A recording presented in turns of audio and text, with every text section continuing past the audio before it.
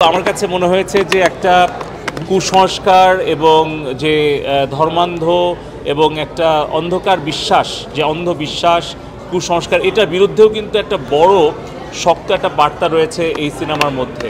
তো আমি খুবই খুবই আসলে খুশি হয়েছি যে একটা ঈদের মধ্যে একটা চমৎকার সিনেমা উপহার দিয়েছে হিমেল আশরাফ, শাকিব খান এবং আরশাদ আদনান।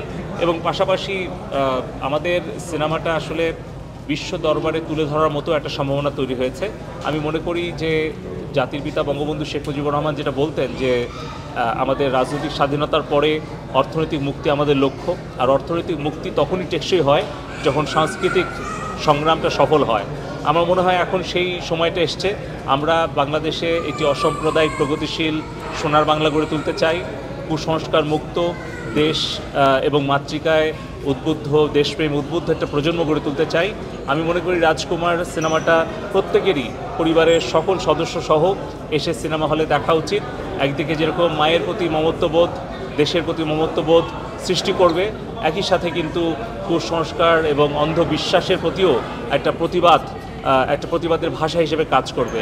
আমি আশা করব যে এরকম আরও অনেক সিনেমা আমাদের পরিচালক, প্রযোজক এবং শিল্পীরা উপহার দেবে, যাতে করে বাংলাদেশের সকল মানুষ সিনেমা হলে আবার আসে পরিবারের সদস্য সহ, এবং তারা একটা সুষ্ঠু বিনোদনের ব্যবস্থা পায়। আমি তার জন্য রাজকুমার সিনেমাটি সবাইকে আমি সিনেমা হলে এসে দেখার জন্য অনুরোধ করছি। রাজকুমার নাকি প্রিয়তমা, কোনটাকে এগিয়ে রাখবেন? দুটোকে এগিয়ে রাখবো, কারণ দুই ধরনের সিনেমা। এবং আমি আগেও বলেছি, প্রিয়তমা একটি সম্পূর্ণ কিন্তু প্রেমের একটা ভালোবাসার সিনেমা, এবং যেটা আসলে রোমান্টিক এবং লাভ স্টোরি।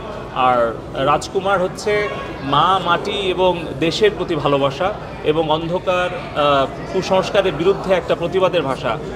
দুটো সিনেমাই অনন্য, সাধারণ, এক্সট্রাঅর্ডিনারি। আমি বলবো যে বাংলাদেশের চলচ্চিত্র ইতিহাসে প্রিয়তমাও যেরকম একটা মাইল ফলক হয়ে আছে, রাজকুমারও একটা নতুন মাইল ফলক হতে যাচ্ছে। আমি নিশ্চিত যে রাজকুমার আমাদের চলচ্চিত্র ইতিহাসে একটি অন্যতম মাইল ফলক হয়ে থাকবে ইতিহাসে। আমরা দেখেছি এক সময়ে আমরা যখন স্কুলে পড়তাম, আমি তো চলনবিলের সন্তান। নাটোরে আমার সিংড়া উপজেলায় 3টে সিনেমা হল ছিল।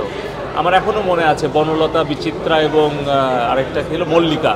তো এই 3টে সিনেমা হল কিন্তু এখন নাই। তো আপনি চিন্তা করে দেখেন, 500 উপজেলায় যদি অন্তত পক্ষে 3টা করে সিনেমা হল থাকে, একটা জেলায় যদি 5টা বা 10টা সিনেমা হল থাকে, তাহলে কয়েক হাজার সিনেমা হল কিন্তু আমাদের প্রয়োজন। কারণ আমাদের দেশের জনগণ তো বৃদ্ধি পেয়েছে, এখন 17 কোটি মানুষের দেশ, আমাদের 5 কোটি ছাত্রছাত্রী, এবং মানুষের তো একটা বিনোদনের ব্যবস্থা দরকার। মানুষ যখন সুস্থ বিনোদন না পায়, তখনই কিন্তু মাদক বা অসুস্থ বিনোদনের দিকে ঝুঁকে পড়ে। সে কারণে আমি বলবো যে আমাদের যারা উদ্যোক্তা আছে তাদের সিনেমা হল বানানো উচিত। এবং মাননীয় প্রধানমন্ত্রী কিন্তু একটা বড় ফান্ডও করে দিয়েছেন তথ্য সম্প্রচার মন্ত্রণালয়ে, যেখানে অল্প সুদে সিনেমা হল কেউ ইচ্ছা করলে বানাতে পারে।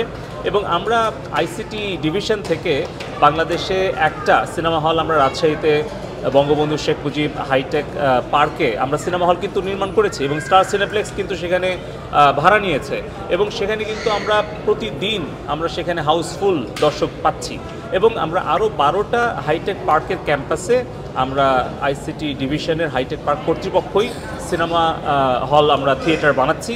পাশাপাশি মাননীয় প্রধানমন্ত্রী জননেত্রী শেখ হাসিনা যারা উদ্যোক্তা আছে তাদেরকে আহ্বান জানিয়েছেন, তারা স্বল্প সুদে তারা কিন্তু সিনেপ্লেক্স বানাতে পারে। আরেকটা আমাদের প্ল্যান আছে, আমরা 64টা জেলায় আমরা এডুকেশন এবং ট্রেনিং অ্যান্ড এন্টারটেনমেন্ট একসাথে আমরা একটা স্মার্ট এডুটেনমেন্ট সেন্টার নির্মাণ করব, যেখানে মুক্তিযুদ্ধ কমপ্লেক্স আছে, সেখানে কিন্তু 2 তলার উপর 3 তলা করার সুযোগ আছে।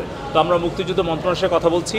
আমরা আশা করছি যে ভারত সরকারের সহযোগিতায় তাদের ঋণ সহায়তা পেলে আমরা আরও প্রায় 64টা স্মার্ট এডুটেনমেন্ট সেন্টার, যেখানে সকাল 9টা থেকে বিকাল 3টা পর্যন্ত এডুকেশন এবং ট্রেনিং পারপাসে ব্যবহার করা হবে, এবং বিকাল 3টা থেকে রাত 9টা পর্যন্ত আমাদের সিনেমা দেখানো হবে, এবং পাশে ক্যাফের ব্যবস্থা থাকবে। এরকম বেশ কিছু উদ্যোগ আমরা আমাদের ডাকটির যোগাযোগ এবং তথ্য প্রযুক্তি মন্ত্রণালয়ের পক্ষ থেকে নিচ্ছি, এবং আশা করছি যে এরকম পাবলিক প্রাইভেট এইসব ইনিশিয়েটিভের মাধ্যমে আমরা সিনেমা হল যেরকম বাড়াতে পারবো, সেরকম রাজকুমারের মতো অনেক ভালো ভালো সিনেমাও আমরা পাবো, যার ফলে সিনেমা শিল্পটা আরও বিকশিত হবে।